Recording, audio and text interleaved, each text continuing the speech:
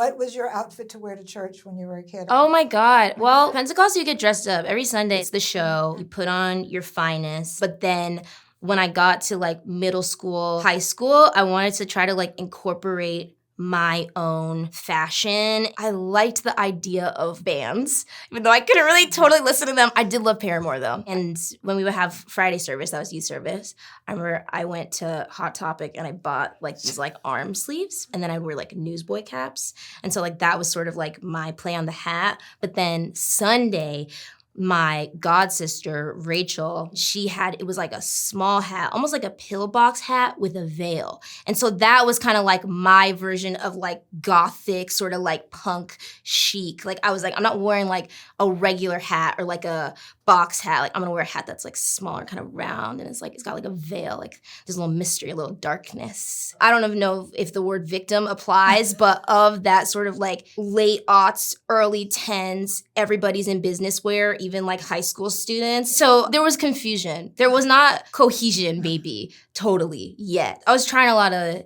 different things. For sure.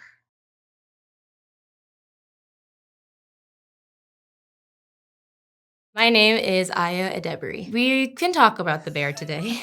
When I first moved to LA, maybe like 2019 or something, I met Chris Storff. We had known each other for a minute because of stand-up and because of my writing, but then it was like my first trip out to LA, and he was like, let's meet. We were at John and Vinny's where his sister, Courtney, who now works on The Bear, was a chef at the time, and I had like no money and was staying on my friend's couch. I like over-ordered because I was planning on taking leftovers, and I was just like trying to be polite, but I was eating a lot. And we were talking, and you know, I was like being my ridiculous self, but then it was only like 15 or 20 minutes, and he was like, oh, I gotta go. And I was like, what? And he was like, yeah, I gotta go. We're gonna work together someday. And I have an email that I looked at last year or something, I found it again, where I emailed my manager, and I was like, is this normal? Like, I can't tell. And I also feel like he's telling the truth, but this was also sort of insane feeling. And then a few years later, 2021 or something, I got an audition to tape for the show in my inbox. I think it was still sort of COVID-y times, so we weren't going in anymore, so I had to do a tape. I was terrified, but I had worked in restaurants my whole life, and I just like knew the rhythm of what a restaurant sounded like. And I have been afraid of chefs. And so I kind of was like thinking of the people that I was afraid of and the importance that every meal has, and like the almost military sort of nature of just like a run of an order, and that feeling when you're a runner of going into the kitchen and you're like, oh my God, like where do I even insert myself? Because this feels so life or death, even though it's like 7:45 p.m. at a nursing home. I was not a theatrical child. Well, yes and no. I did a lot of church plays and a lot of school plays, but I was never really the strongest performer. I felt like there were always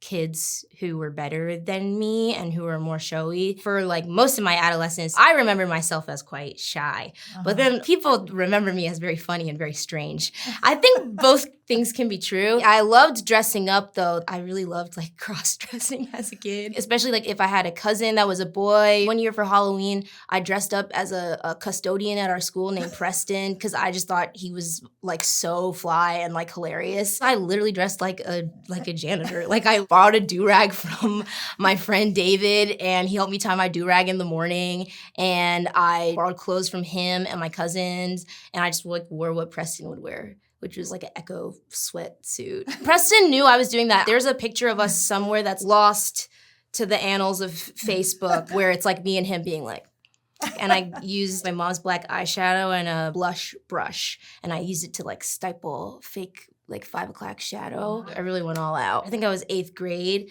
that I started performing more. That's the year that I started doing improv, and that sort of changed things for me. I was also extremely religious. That's like another thing. I grew up Pentecostal Christian, and so I felt a lot of shame, I think, with being too performative or too showy. Like I think especially with Christianity in that branch, modesty is really important, especially if you're a woman. And I loved writing outside. Like anytime I could read or write, I would just be in my room coming up with ridiculous stories about like orphans, even though I have 2 parents who have been married my entire life and their marriage is very wonderful and healthy. I was always like orphans, like orphan of like a troubled marriage. Like that was my fantasy, I guess. I loved the Boxcar Children. I loved Series of Unfortunate Events. Yeah. I loved any like scholastic book fair book about like an orphan who found a dog. I'm an only child. Yeah, it tracks, I think. We weren't really supposed to watch anything secular or listen to any secular music, but my dad really loves movies. And we also got cable when I was in high school. So then it was almost like a switch got unlocked. I don't even know how to describe what was happening between me and 30 Rock and Parks and Rec and SNL and Conan. We got a DVR, so I would tape episodes of Conan and I would watch them religiously, just like hours and hours of Conan. I watched a lot of classics with my dad, like a lot of Westerns. He loves Westerns and Bollywood movies and old Hollywood musicals. So we would watch a lot of those. But then something changed when I got into high school and we watched Pan's Labyrinth together. I remember we were having a conversation about it. And then I think that like changed something for him or me. But then we just started watching everything and we would like go to the movies together. He's come to the Emmys with me twice now. Twice I've been nominated, so twice he's come. I love when he comes too, because he also wears traditional Nigerian clothing. He wears like our traditional clothing and I always think he looks very handsome and very cool. He gets really starstruck. My dad saw the back of Meryl Streep's head and he's really a man of few words. He's very charming and very wonderful, but he really doesn't speak very much, unlike Motormouth here, but he's pretty composed. I always think of him almost like a judicial figure or something. And he saw the back of Meryl Streep's head and he was like, honey, you have to. Can you please? And I it was like so long of him stuttering that she went by so fast. But I was like, oh, you wanted a picture with Meryl Streep. I don't even know if I would have been able to ask, but I'm sorry. Maybe one day. Maybe she'll see this video. Am I more like a cat or a dog? I'm like a dog. I'm a dog 100%. I feel a spiritual kinship with my dog, who's a Chihuahua Terrier mix. He's very smart, but he's a little bit cooked up here. You know what I mean? There's some things where it's like, it's just genetic. We're gonna do our best, but these are the cards we were dealt with. And I feel that that's him. He is the life of the party and he's just so sweet and smart and like funny. That's what I like, having pets where it's like they really have their own personalities. And he's like so kind of wry in a way where you're like, that's crazy that you're a dog. And I just use the word wry to describe you. Like, that's kind of nuts. But that's Gromit. I found Gromit in COVID, in the depths of being in my bed. I was just scrolling on all the rescue sites. And then I saw him and I was like, I just don't know why. I know that that's my dog. And then we met and he was being fostered by this really nice couple. But they were like, he's met like a few people before and he's like, just be careful. He's a bit shy. And he literally like went straight into my lap. And I was like, so yeah, that's my dog. Sorry, that's my dog. I have a pet peeve. I hate when people write a message to me or send an email to me or someone to anybody and they spell your name wrong in the email or in the message. That's just so frustrating to me. I'm like, my name's in the signature. Or I sent you the first email. I told you how to spell my name. 2 E's, 2 I's. Please. I'm very tuned into how people pronounce their names. Like, I'll kind of bug you or whatever. And if somebody's like, I'm Anna, it's like, cool, you're Anna. And then you see somebody be like, oh, Anna, can you? And it's like, no, she said, give her the ah. There are Annas in the world. I'm sure there's an Ayo or two. What does Ayo mean? Ayo means joy. It's short for Fumilayo, which means give me joy. What's your go-to karaoke song? My go-to karaoke song is Wuthering Heights by Kate Bush, because I'm a menace. Whoa, that's a hard song. It is. It's crazy. And how? What else do I like? I have a list on my phone. Depends on the vibe. I Drove All Night, Celine Dion also is a good one. It's like, hey, if you ever get the chance to do karaoke with me, you'll see. It's a vibe. It's an icebreaker. I do miss doing stand-up. I love stand-up. I think that's like my first love. But right now, how much do I want to articulate this? When you're like a woman who thinks or has opinions, it's a very specific thing. And I think it does not behoove actresses, for better or worse. It takes people out of seeing you as anybody when Right. they know your thoughts. Right. And I think that that's been something that's been very fascinating for me to navigate as somebody who 90% of the things I say, even if I do kind of mean it or there's something intelligent or precise about it, there's still a little bit of, like of a joke. There's still a little bit of playfulness, but then you realize like, oh, people are taking what you're saying dead serious.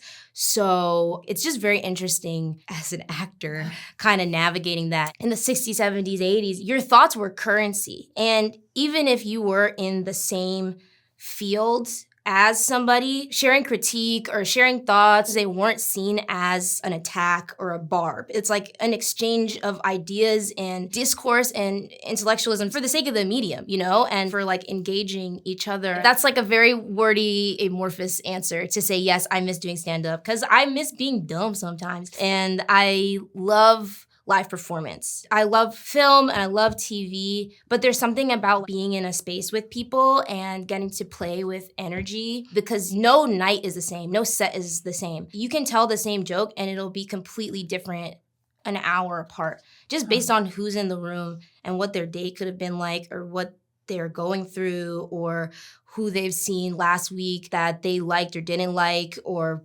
whatever. It really is a very fluid, active thing. So I miss it. Where was my first kiss? My first kiss was in my friend's house playing Spin the Bottle. And then I lied and I told everybody that wasn't my first kiss, but it was.